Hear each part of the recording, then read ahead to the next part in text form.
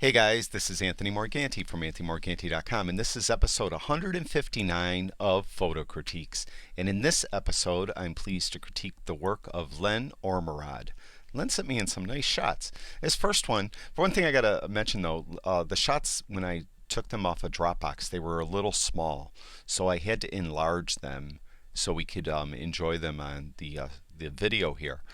Whenever I enlarge anything, it loses some resolution, just so you know. So it's going to be tough to kind of comment on focus and stuff, but we'll do the best we can. This first one's a really cool shot. The two birds. We have some great reflections here, really well done. A couple things I would suggest that you, if you really want to put a watermark on the shot, that you put it somewhere that's not where we're really going to be looking. Put it like over here, because the main reason you're doing that, a copyright, you just don't want anyone to steal it. And so right here though is right where we want to look, and this gets in the way. So put it over here or over here, if you really want to do it. I don't use them anymore, watermarks, and I'm not going to really go into it in this critique, but I will be doing videos on it in the future of why I don't use watermarks and what and explain it better. But anyways, that's my point is if you are going to use it, put it more in a more unobtrusive location. Now, as far as the composition, I like it. You didn't bullseye them. They're off to the side. They are kind of, in the middle, but the reflection down here helps. So they're really in the lower right quarter. So that's a really nice job. The only other thing, it's a real busy area, and you did a nice job of minimizing that. These are much brighter than everything else. I would help it along a little bit, and I would get the radial filter, and I would come out like this, and I would invert the mask like that. That's just real quick. And what I did now is I just kind of have these brighter and everything else darker, and I think that does help us focus more on these guys here and not over in here in this all busy area over here. It's a nice shot. This again is a real kind of tough shot to get. The light looked like it was really flat. As you can see, the light isn't the best.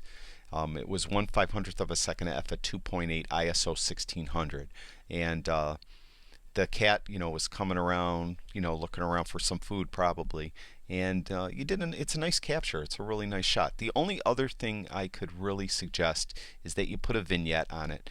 The reason being is the shot itself it's just kind of busy, around here, and he's our, subject. He's what we want to look at. So as you can see before and after, and that just helps bring the viewer's attention to him and not really stray anywhere else that isn't very interesting. This is another tough shot to get because we're 1/320th of a second at f at 2.8, so such a wide open aperture, very limited depth of field. So we have this bird back here in very good focus, but as you can see, the focus drops off right away. There's blurry. So what you got to do here is you really got to boost your ISO. I mean, you got to boost it way up, and you could probably, I don't know if they're moving that quickly, so you might be able to get by with a slower shutter speed.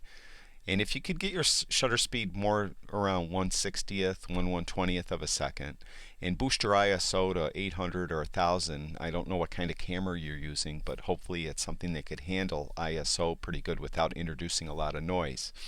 Then you'd get more depth of field by going to an aperture more like f11, and you would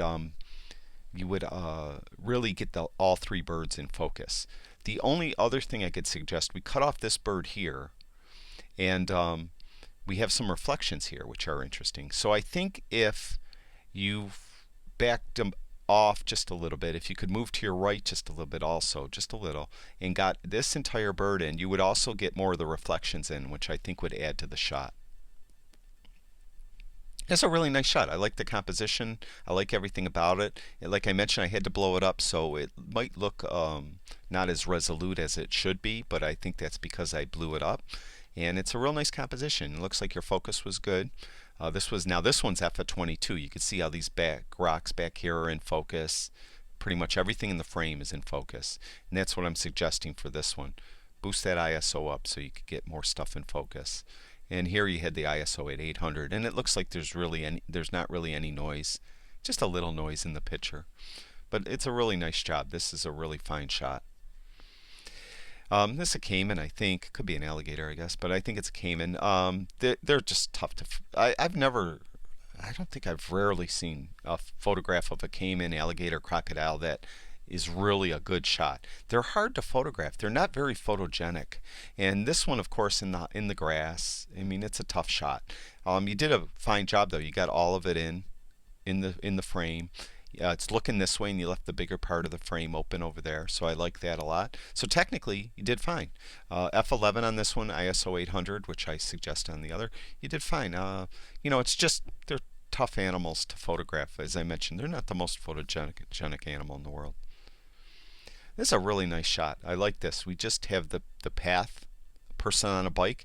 So we're looking at the shot. The leading line of the path is leading us through the shot. We resolve on a person here. Excellent. Very well done. We have overhanging branches, which does some framing also. The light is filtered through the woods, so it's really a nice shot. It's just pretty much perfect. Very well done, Len. I think that's the last one. Let's see. Yes, it is. And that's it. Len, thank you very much for sharing your images with us. I really do appreciate it, and I really enjoyed critiquing them. And I'd like to thank everyone that watches all my videos. I really do appreciate it. Guys, have time, go over to my website, anthonymorganti.com. I got all kinds of photography stuff over there. And if you could, go over to YouTube and subscribe to my YouTube channel. My YouTube username is Anthony Morganti, and I'd really appreciate that. And that's it for now. I'll talk to you guys soon.